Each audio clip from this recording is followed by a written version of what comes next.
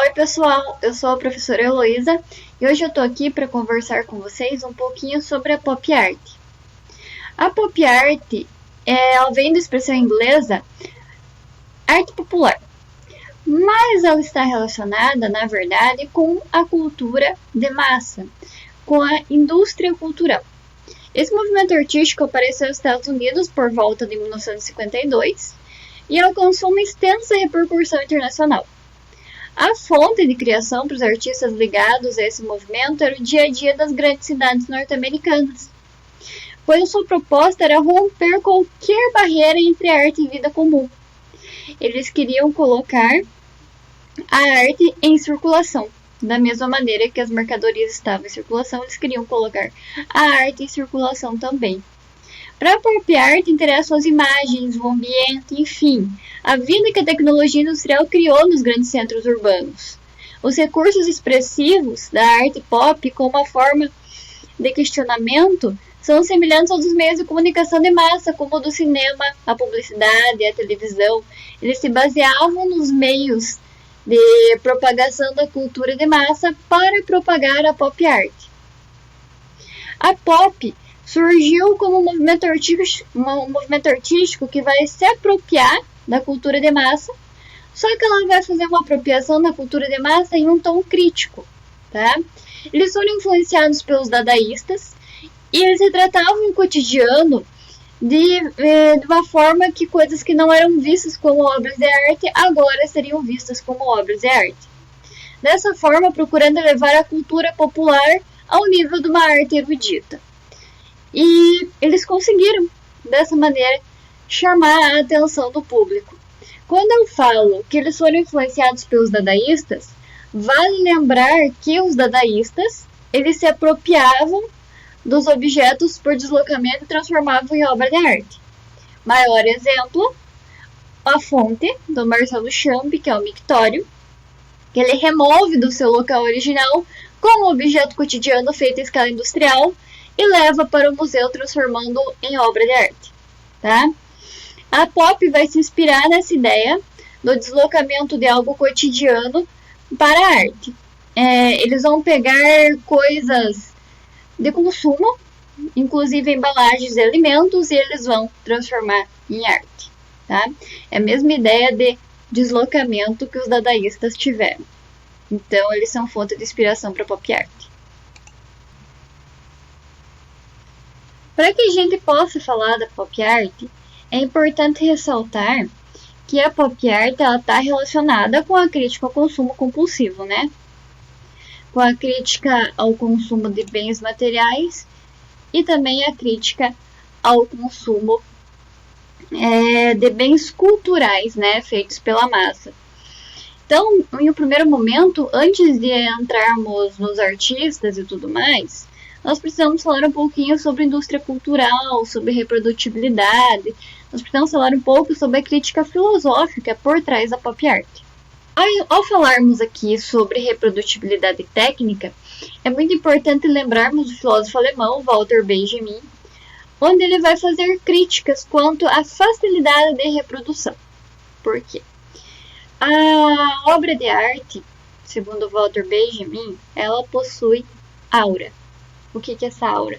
A aura é a sua unicidade, o seu valor de culto.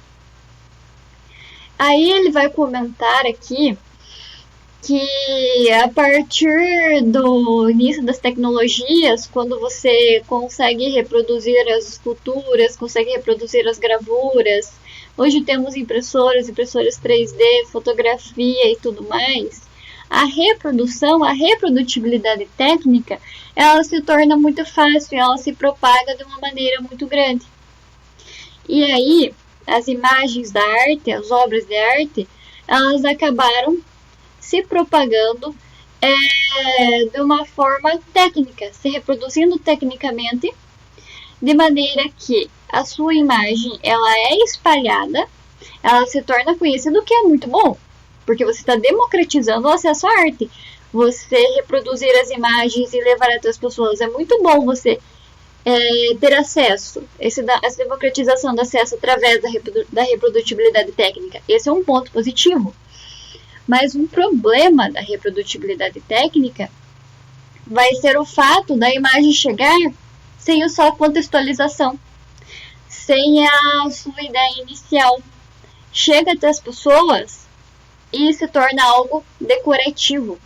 Perde-se a essência, perde-se quais são as origens, quais são os motivos. E acaba gerando algumas críticas vazias em torno dessas obras de arte.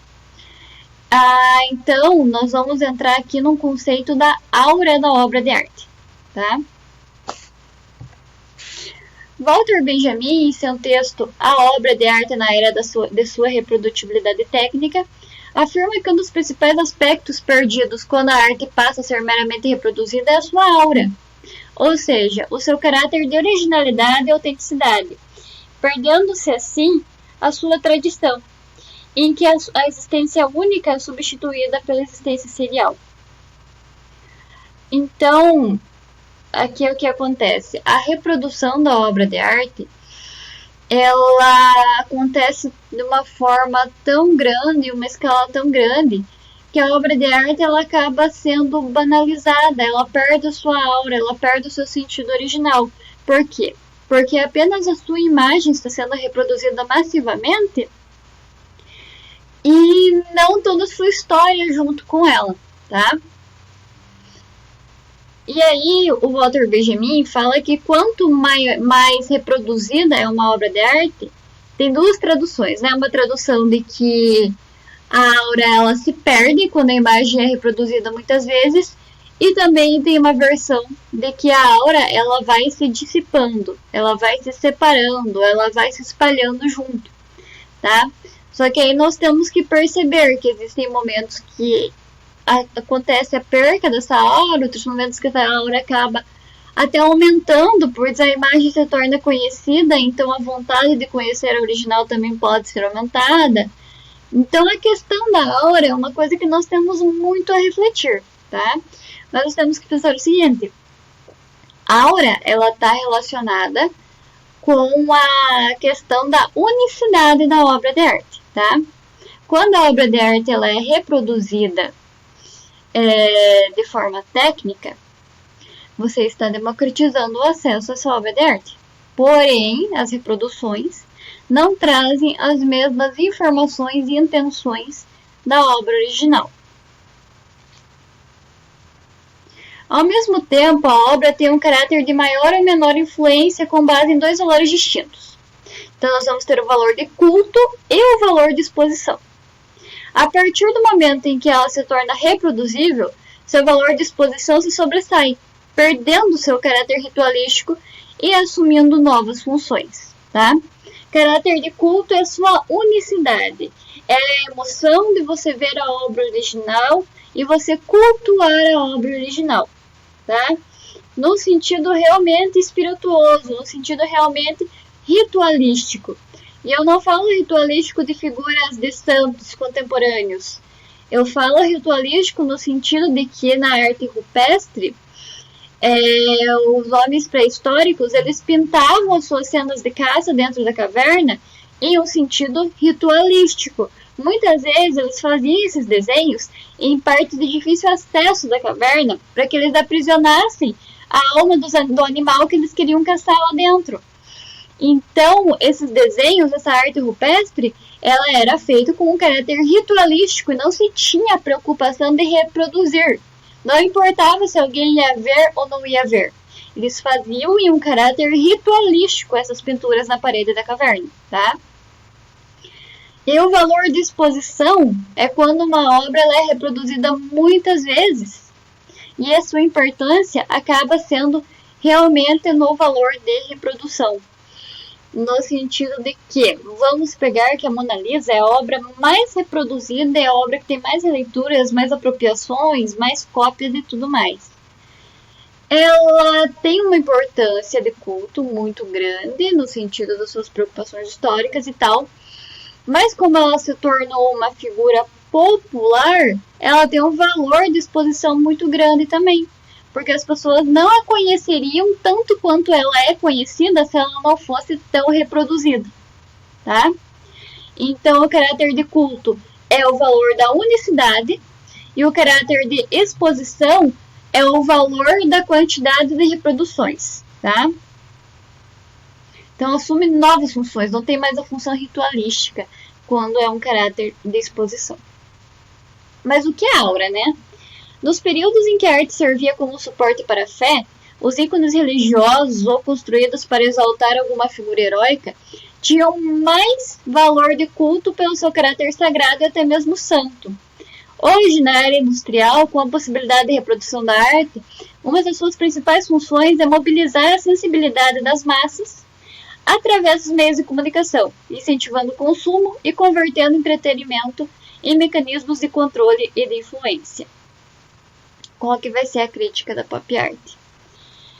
Eu tenho a minha Mona Lisa original no Museu do Louvre e ela é importante, ela tem uma aura porque ela tem importância histórica quanto às técnicas utilizadas nela e todo aquele contexto renascentista.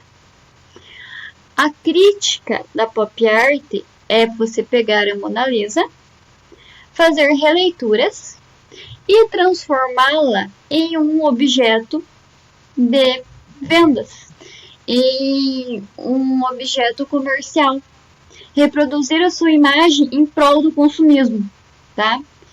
Então, os artistas da pop, eles fazem essa crítica.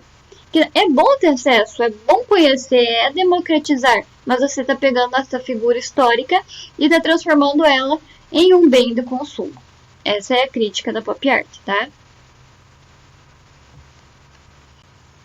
Os artistas da pop art questionaram o crescimento de meios de comunicação, como a televisão, e a maneira como esse canal é utilizado e sustentado financeiramente para divulgar produtos de consumo, incorporando elementos da cultura pop e da propaganda. A publicidade ainda estava começando a conduzir o gosto e o desejo das pessoas, construindo aos poucos seus anúncios o padrão social de uma vida consumista. Então, nós estávamos em um momento histórico em que a industrialização estava chegando no seu auge, onde o consumo estava se tornando muito grande, o consumo estava se tornando, na verdade, frenético aí nos anos 1950 nos Estados Unidos. A questão das propagandas e da TV ainda estava no início e estava influenciando muito forte a sociedade. E assim, hoje em dia, falar da influência da TV, ela é uma coisa mais natural.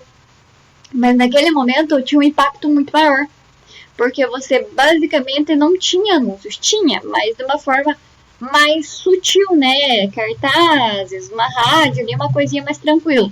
Aí quando vem a televisão, que aí ela consegue fazer apelos visuais, né? Além dos apelos pela voz que tinha no rádio, ele vai gerar um certo impacto. E o resultado realmente vai ser o início de um consumo desenfreado.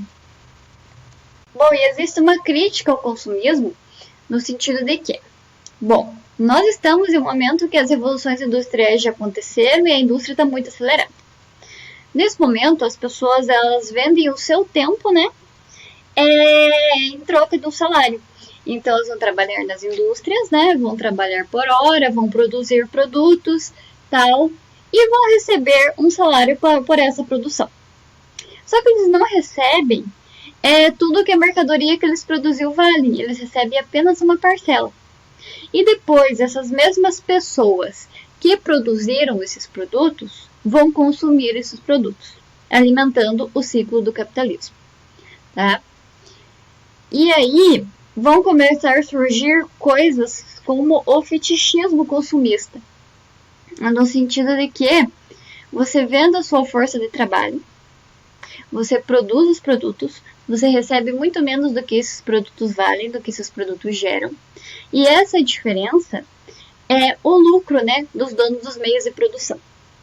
E como uma forma de incentivar o consumo, vai surgir um fetichismo consumista.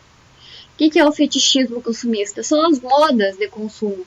É você lançar produtos e fazer anúncios, propagandas, que gerem vontade das pessoas de terem aquele produto, mesmo que elas não precisem. Gerar esse fetichismo consumista.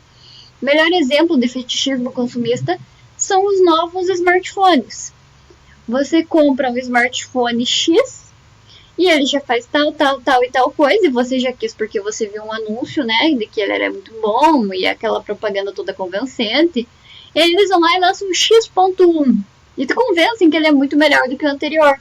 E você vai ser uma pessoa mais descolada se você tiver aquele. E aí você vai lá, dá um monte de dinheiro a mais e compra o X.1, que praticamente não tem diferenças com o que você já tinha. Mas o fetichismo consumista te convence a comprar o segundo celular, tá? Então a propaganda causa o fetichismo consumista, faz as pessoas comprarem sem necessidade. E também o fetichismo consumista, ele se relaciona com produtos geralmente de alto valor, porque por mais que você tenha outros similares em valores menores, não é aquele. E é aquele que você quer. Por quê? Porque ele te dá um símbolo de status, justamente por ele ser mais caro. Mesmo que ele seja igual ao outro, mais barato. Mas por ele ser mais caro, por ele ter tal símbolo, por ele ter tal design, ele acaba se tornando um símbolo de status. E o status por consumo, por comprar as coisas, nada mais é do que um fetichismo capitalista, né? Um fetichismo do consumo. A pop art, ela tá ligada diretamente com a cultura de massa, tá? É importante lembrar aqui que nem todo mundo sabe essa diferença. Que nós temos a cultura de massa, a cultura popular e a cultura erudita, tá? Quando nós pensamos na cultura de massa, é justamente isso que nós estamos falando. A questão das coisas vinculadas pela televisão, né, do que não exclusivamente pela televisão, a televisão é o maior meio de divulgação da cultura de massa e que gera consumo, né, que influencia no consumo dos produtos. A cultura popular, embora o nome da pop art seja arte popular, na verdade, o termo está relacionado à cultura de um povo mais fechado, por exemplo, a cultura de uma tribo indígena, a cultura brasileira, uma cultura popular é uma cultura mais fechada, mais de certo grupo, mais ligada a tradições, tá? E a arte erudita é aquela arte de museu, é aquela arte que você precisa de um certo conhecimento para você poder entendê-la. Essa é a crítica que o Walter Benjamin faz, inclusive, de você pegar a arte erudita de museu e transformá-la em uma coisa de massa, porque você tira ela do seu aspecto original, que tem toda uma história que você tem que estudar um pouquinho para entender, e transforma ela em mercadoria, quando ela é reproduzida muitas vezes e transformada em propaganda. Você pega essa arte erudita, que tem toda uma história, toda uma importância, e transforma ela em produto. Essa é a crítica da reprodutibilidade técnica. Porque você tira a aura de toda a sua importância histórica e transforma ela em um mecanismo de consumo, tá? Essa é a crítica lá do Walter Benjamin. Então, pensando nessas três diferenças, a pop art, na verdade, não deveria ser arte popular, né? Deveria ser arte de massa, produção. Mas a gente entende, né, o uso do termo e tal, mas só para saber bem as diferenças. Então, a pop art, ela tá ligada à cultura de massa. A cultura de massa é o produto da chamada indústria cultural, constituindo em todos os tipos de expressões culturais que são produzidos para atingir a maioria da população, com o objetivo essencialmente comercial, ou seja, de gerar produtos para consumo. A cultura de massa ela é facilmente entendida, facilmente absorvida e ela dá lucros. Por mais que aquilo não te venda diretamente, vai te vender indiretamente. A gente sempre dá o exemplo da televisão, falando da cultura de massa. Não que a televisão seja uma vilã, seja uma coisa ruim. Eu só estou explicando que a cultura de massa está relacionada ao consumo. Ela está relacionada à venda de produtos. Por exemplo, a televisão te dá um entretenimento tranquilinho, um entretenimento gostoso de assistir, um entretenimento para você descansar vendo aquilo, que você não precisa ficar estudando para ver aquilo, né? Por exemplo, passa a novela. A novela é uma coisa agradável de se assistir. Porém, às vezes até dentro da novela, existem propagandas e produtos para te incentivar a consumir aquele produto. Ou tem um intervalo entre um bloco e o outro da novela que está anunciando produtos para te incentivar a consumir, tá? Então, a cultura de massa ela te oferece um entretenimento leve e agradável. E dentro desse entretenimento, ela te coloca anúncios para que você consuma, tá? E aí, esse consumo, ele acaba sendo alienado, gerando, né, os fetiches capitalistas. Quando nós vamos pensar aqui na pop art, agora eu dei muitos exemplos mais contemporâneos, mas pensando na pop art, o que estava em alta ali na reprodução era a serigrafia. Então, o Andy Warhol, que vai ser o principal artista da pop art, o mais destacado, ele vai usar muito a serigrafia, não só ele como outros artistas, mas ele tem um maior destaque. A serigrafia ela é uma técnica de reprodução em massa, né, muito rápida, mas ela ainda é uma técnica mais manual, mais artística. Nós temos também a fotografia, os recursos digitais, que são meios de reprodutibilidade técnica, amplamente empregados por Warhol para compor uma arte em sintonia com o capitalismo, tá? A serigrafia, ela é uma técnica que ela reproduz de maneira idêntica as coisas, só que ela é um pouco mais manual. Então, por ser um pouco mais manual, ela tem pequenas variações, tá? Eu vou deixar esses vídeos aqui na descrição para vocês assistirem o Warhol fazendo uma serigrafia e também um videozinho ali explicando o que é serigrafia, como ela funciona. Vou deixar na descrição para vocês. Então, quando que o Warhol vai começar com essas críticas? Bom, ele vai pegar itens de consumo comuns, tá? Itens de consumo cotidianos. E vai transformá-los em obra de arte. Tal como os dadaístas fizeram, né? Que foram a sua influência. Então, o Warhol, ele transforma caixas vazias de sabão em pó em obra de arte. E elas não saem da circulação de mercado. São caixas de sabão de pó comuns, que estão lá para vender, que tem várias iguais, tá?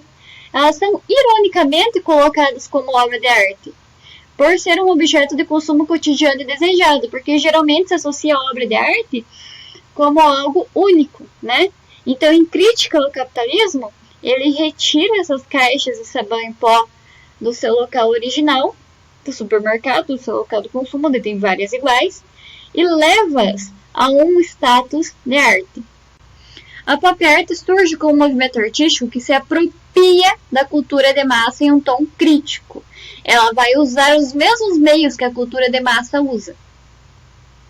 A pop art pega produtos, celebridades e reproduz quebrando sua aura. Ou seja, ele também vai tratar a celebridade como um produto. Naquele momento, o que estava muito em alta era o Elvis Presley, era Marilyn Monroe. E o Warhol, como principal artista da pop, ele se apropria da imagem desses artistas e os reproduz. E os reproduz, de forma a quebrar a sua aura artística, de forma a torná-los produtos, tá? Então, ele não pega apenas produtos de comércio normais, ele pega também as pessoas que estão sendo objetos de consumo dentro do entretenimento de massa, como o Elvis Presley e a Marilyn Monroe naquele momento. As celebridades possuem uma aura tão grande quanto das obras do museu, e são agora colocadas no cotidiano populacional. As celebridades são tão desejadas quanto os produtos de consumo, então elas são transformadas em produtos também. A arte sai do cotidiano e permanece no mesmo. Ela não é restrita, pelo contrário, a arte nesse momento ela vai se encontrar em todos os locais. Por que a arte tem que ficar apenas isolada, né? Por que você tem que visitar um museu para ter acesso à arte? Não. Aqui a pop art ela coloca a arte no cotidiano. Nós vamos ter aqui como um importante artista da pop art o Richard Hamilton. Ele vai fazer a primeira obra considerada da pop art. Muita gente acha que quem inaugura a pop art vai ser o Warhol, mas não é. Na verdade é o Richard Hamilton. E ele vai utilizar técnicas de colagem, tá? Richard Hamilton, ele é britânico, ele é considerado o pai da pop art. Muitos afirmam ter sido ele o responsável por cunhar o termo. Ele produziu pinturas, ele produziu colagens, ele produziu várias coisas. Inclusive uma capa dos Beatles, que eu vou mostrar mais pra frente pra vocês, que ele fez uma tiragem limitada. Ele tem esta obra aqui, ela é uma colagem, e ela tem muitos significados. Primeiramente, só pela técnica da colagem, né? Ó, a colagem se chama O que exatamente torna os lares de hoje tão diferentes, tão atraentes? Ela foi feita em 1956. Ela é considerada a primeira obra da pop art. Traz em sua composição imagens retiradas de anúncios publicitários para mostrar a indústria capitalista, como ela criava uma cultura de massa e uma sociedade de consumo na qual ainda estamos inseridos. A composição de uma cena doméstica é feita com o auxílio de anúncios tirados de revistas de grande circulação. Nela, um casal se exibe, e como? Os atraentes objetos da vida moderna: televisão, aspirador de pó, enlatados, produtos e embalagens bonitas, embalagens vistosas. O que torna os lares de hoje tão diferentes, tão atraentes? O que torna os lares de hoje tão diferentes, tão atraentes, são esses produtos da indústria cultural. E por que eles são tão diferentes, tão atraentes? Porque a indústria produz a propaganda de modo a incentivar o consumo desses itens em especial. E por isso eles são itens de consumo fetichistas. Por isso eles são tão atraentes, tão diferentes, tá? E o mais interessante é que ele não pintou isso daqui, ele não fez isso de uma forma primária. Não, ele pegou recortes de revista de alta circulação que já exibiam esses produtos nessas revistas. Então ele pega um outro meio de veiculação de massa e ele vai transformar em obra de arte. Ele vai se apropriar por deslocamento daquelas revistas, né? Ele vai deslocar os anúncios daquela revista e vai uni-los aqui nos recortes e formar uma obra de arte. Então ele pega pedaços de revista, desloca do seu local original e transforma em obra de arte. Aqui, o Richard Hampton, ele também é responsável por fazer essa capa dos Beatles. Mas é uma capa minimalista, é simplesmente um alto relevo escrito Beatles. Porém, a importância não está em como ela foi feita. A importância dela é aqui, ó. Opa! A importância dela é o número de tiragens. Por quê? Quando eu tenho infinitas capas do Beatles no estilo minimalista, o que era uma coisa rara, porque as capas dos Beatles geralmente eram bem coloridas, quando eu tenho um número infinito delas, tudo bem, é uma mercadoria de consumo que quando quiser tá ali. Porém, o Richard Hampton, ele faz esse álbum branco só com alto relevo, esse álbum minimalista, e ele faz cópias iguais. Faz, mas ele faz uma tiragem limitada. E pelo fato da tiragem ser limitada, ela ganha grande valor de mercado, porque ela se torna um item colecionável. Ela se torna um item com aura, porque ela se torna rara. Então você consegue ter uma capa dos Beatles exclusiva. Olha só, você vai pagar $5 numa capa dos Beatles? Ou você vai pagar $10 mil numa capa dos Beatles? Então, ela cria valor de mercado pela sua raridade. Ele podia fazer tiragem limitada, claro que ele podia, mas ia perder valor de mercado.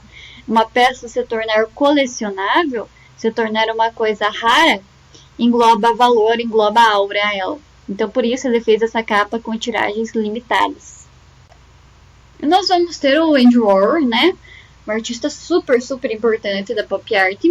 Ele foi artista plástico, pintor, empresário, cineasta, figura de destaque do movimento pop art. Nascido no dia 6 de agosto de 1928 em Pittsburgh, na Pensilvânia, Estados Unidos.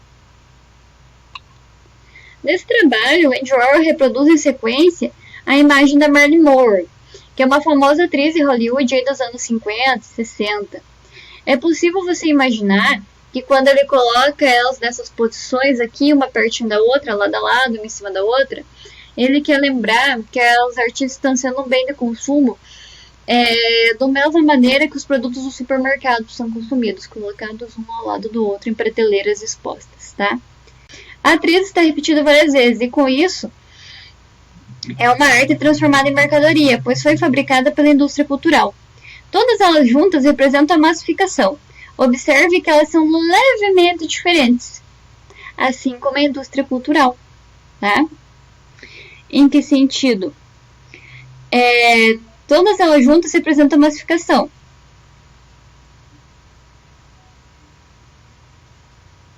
Elas são levemente diferentes, mas assim como a indústria cultural, elas, na verdade, permanecem iguais, mudando apenas a roupagem. É aquele exemplo do celular que eu dei, né? Ele muda só um pouquinho, mas o fetichismo consumista te faz querer o próximo. Então, elas são iguais, levemente diferentes, mudando só a roupagem. A técnica da serigrafia proporciona a possibilidade de reprodução da obra de arte em série. Aqui nós vamos ter a figura do Che Guevara. E a crítica aqui, ela ainda é diferente da Marilyn Monroe, porque ele tá aqui, ele tá com um produto, aquela coisa prateleira, tá. Mas o Che Guevara, ele se opõe ao capitalismo. E a indústria cultural é um produto do capitalismo. O capitalismo, junto com a indústria cultural, absorve toda e qualquer oposição e transforma em mercadoria. A arte se apropria da própria indústria para fazer crítica à reprodutibilidade técnica. Um vai se apropriando do outro, né? Porque a indústria se apropria da pop para transformar a pop em mercadoria, e a pop se apropria da indústria para poder divulgar a arte, e aí as duas se consomem, né? A pop art, ela surge como uma crítica e ela acaba se tornando algo que vai ajudar na venda dos produtos depois. Se ali o Warhol estava transformando os artistas em produto, aqui ele transforma os produtos em arte.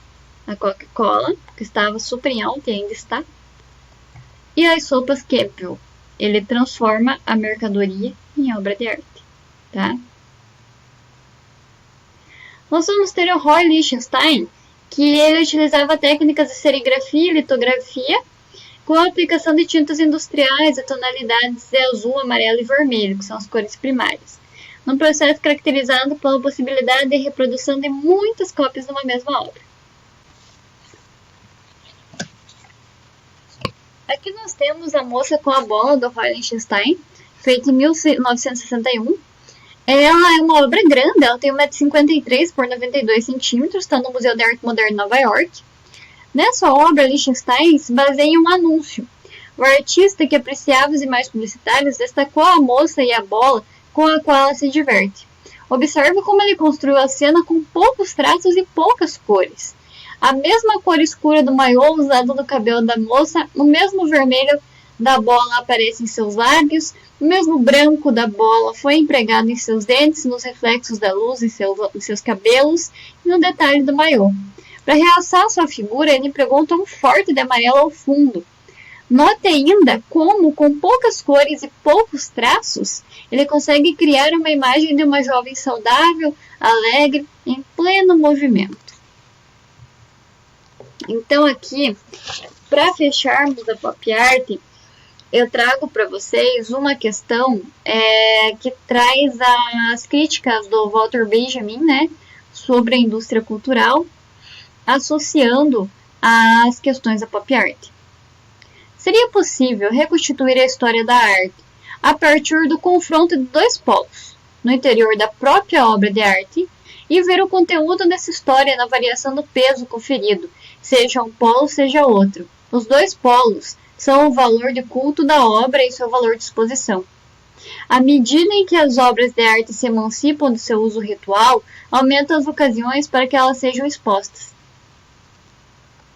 Com base no texto, os conhecimentos sobre Walter Benjamin é correto afirmar: A. O resgate da aura artística da obra de arte promovido pela reprodutibilidade técnica amplia sua função potencialmente democratizadora, permitindo o acesso a um número maior de pessoas à sua contemplação. O resgate da aura artística promovido pela reprodutibilidade? Não, a reprodutibilidade vai dissipar a aura, ou em algumas versões, inclusive, removê-la. Então, estaria certo se não falasse que vai resgatar a aura. Ela pode levar a aura, dissipá-la, né, para vários lugares, mas resgatar a aura não. O declínio da aura da obra de arte é decorrente de sua crescente elitização e das novas técnicas de reprodução em série, reforça seu valor tradicional de culto e amplia a percepção estética das coletividades humanas. Aqui misturou tudo, né, gente? Nossa, misturou completamente. E falou que reproduzir vai aumentar o culto. Não. A arte na sociedade primitiva tinha por finalidade atender aos rituais religiosos. Por isso, possuía um caráter aurático vinculado ao valor de culto, o qual se perde com o avanço da reprodutibilidade técnica na época moderna. Pode ser, vamos pensar nessa. O cinema manifesta-se como uma obra de arte aurática, por suscita em cada um dos espectadores de forma singular e única de se relacionar com os objetos artísticos do interior da qual mergulha e nele se distrai. Não, o cinema não é algo aurático. Nós temos o cinema erudito, mas mesmo assim. O cinema, em seu aspecto geral, ele é mais conhecido como o cinema de massa, né? Então, a letra D não é.